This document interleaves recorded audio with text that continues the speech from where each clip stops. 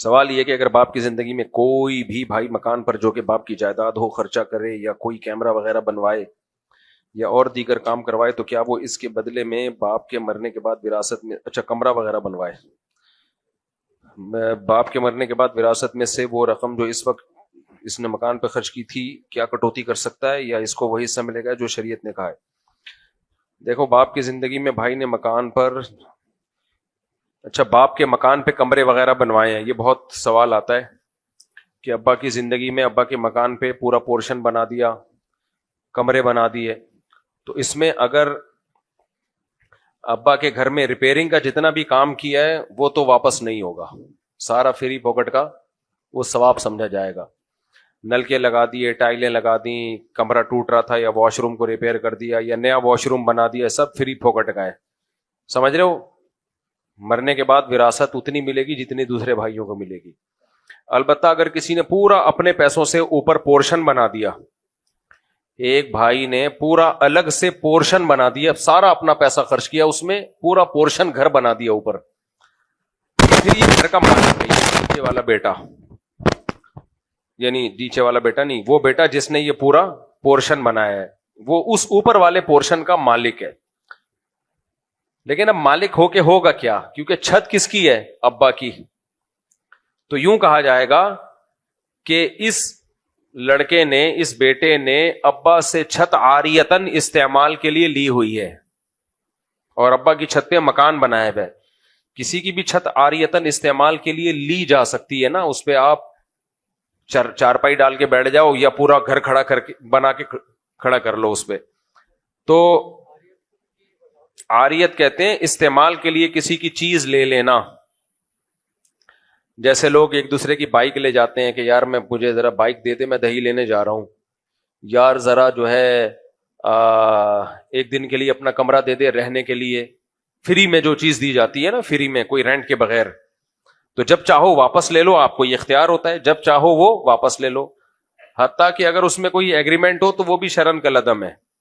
مثال کے طور پر آپ نے کسی سے بائک لی کہ یار مجھے ایک مہینے کے لیے اپنی بائک دے دے عاریتن، عاریتن کا مطلب کوئی کرایہ نہیں ہے، بس وہی استعمال کے لیے، تو اس نے کہا ٹھیک ہے ایک مہینے کے لیے لے جاؤ، لیکن اسے اگلے دن خیال آیا کہ یار واپس دے دے، تو اس کو حق ہے واپس لے لے، کیونکہ کوئی معاہدہ تھوڑی ہے، یہ تو ایک تبرع ہے، تبرع کا مطلب ہوتا ہے کہ احسان ہے۔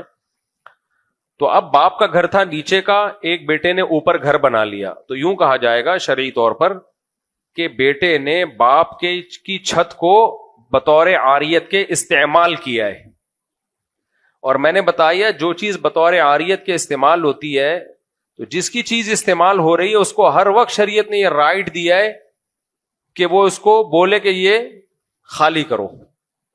تو آپ کسی کے گھر کے اوپر بھی اپنے پیسوں سے پورشن بناتے ہو تو گھر کے مالک کو یہ رائٹ ہر وقت ہوتا ہے کہ وہ آپ کو بولے ہٹا بھی اپنا پورشن، یہ ہر وقت اس کو یہ حق حاصل ہے۔ اس لیے جب پورشن بنایا کرو تو یہ سوچ سمجھ کے بنایا کرو کہ یہ نیچے والا جس کا گھر ہے اس کو یہ رائٹ ہے کہ وہ اوپر والے کو بولے کہ یہ خالی کر دو، یہ ہٹا بھی اپنا سارا ملبہ ہٹاؤ، یہاں سے لے کے جاؤ اس کو۔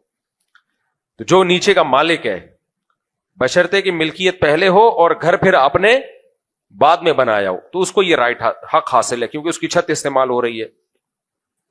اب باپ کا جب انتقال ہو گیا تو اب سارے شرکا اس کے مالک ہو گئے نیچے کے پورشن کے، تو اب اصل مسئلہ تو یہی ہے کہ نیچے کے شرکا بولیں، ان کو یہ شریعت نے حق دیا ہے، وہ بولیں کہ بھائی یا تو تم یہ خالی کرو، یہ ملبہ اٹھا کے لے جاؤ سارا توڑ تاڑ کے، ہمیں ہماری چھت خالی چاہیے۔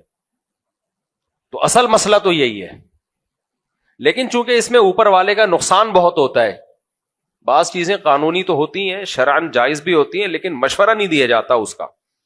تو اب ہم فتویٰ جب اس کا لکھتے ہیں تو یہ لکھتے ہیں کہ سب شرکا کو یہ حق حاصل ہے کہ وہ یہ بولے کہ بھائی سے کہ تم یہ گھر تم خالی کرو، ہم یہ وراثت میں تقسیم نہیں کریں گے، ملبہ توڑ کے لے جاؤ، یا ملبے کی قیمت ہم سے لے لو اور یہ پورشن اب ہمارا ہو گیا۔ گھر کی قیمت نہیں بلکہ کس کی قیمت؟ ملبے کی قیمت، کیونکہ تم بھی ملبہ توڑ کے جاؤ گے تو ملبہ بکے گا نا، تمہارا ملبہ ہی بنتا ہے اب، تو ہم سے ملبے کی قیمت لے لو اور یہ گھر ہماری ملکیت میں دے دو۔ لیکن چونکہ اس میں نقصان بہت ہے اوپر والے کا جس نے پورا پورشن بنایا ہے، تو ہم جب فتویٰ لکھتے ہیں تو اس میں لکھتے ہیں کہ اصل تو یہی ہے. یہ اصل اس لیے لکھتے ہیں کہ اوپر والا چوڑے میں نہ آئے. وہ یہ سمجھے کہ اب جو بھی نیچے والے جس پہ بھی راضی ہو گئے نا وہ ان کا احسان ہوگا. اصل تو ان کو حق ہے کہ وہ مجھے کہیں کہ توڑ تاڑ کے خالی کرو. تو اب دوسرا رائے یہ لکھی جاتی ہے مشورے کے طور پر, وہ یہ لکھا جاتا ہے کہ جس نے اوپر والے پورشن میں پیسہ لگایا تو اب اس کو ہم اگر آپ توڑنے کا حکم دیں گے تو اس بھائی کا نقصان بہت ہے. تو صلہ رحمی کا تقاضا یہ ہے کہ اوپر والے کی پورشن کی کوئی قیمت لگا لی جائے اور اس کو وہ قیمت دے کے پورا بنا بنایا پورشن اس سے خرید لیا جائے اور پورے مکان میں شامل کر دیا جائے اور پھر پورے مکان میں وراثت کو تقسیم کر دیا جائے. یا اس کے علاوہ کوئی اس سے ملتا جلتا کوئی بھی حل ہو تو وہ ہم 4-5 ان کو جو وارثین ہیں ان کو ممکنہ صورتیں لکھ کے بھیج دیتے ہیں کہ بہتر ہے اس پر. ان میں نہ نیچے والوں کا نقصان ہوتا ہے نہ اوپر والے کا نقصان ہوتا ہے.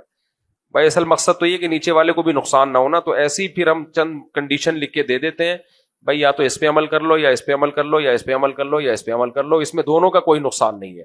اور پہلی صورت بھی جائز ہے کہ نیچے والے بولیں خالی کر, تو جائز ہر جائز کام کرنے کا نہیں ہوتا, اس میں بیچارے کا بیڑا غرق ہو جائے گا. لیکن یہ لکھا اس لیے جاتا ہے کہ اس کو پتا چل جائے کہ اصل تو یہی ہے, لہذا اب وہ سلو پہ آسانی سے آمادہ ہو جائے گا کہ میرا گھر اگر بچ رہا ہے اور مجھے اس کی قیمت مل رہی ہے تو چپ چاپ کر کے لے لو, ورنہ وہ بڑی بڑی قیمتیں لگا رہا ہوتا ہے. میرے تو 6 کروڑ لگ گئے, میں تو 7 کروڑ سے کم نہیں لوں گا.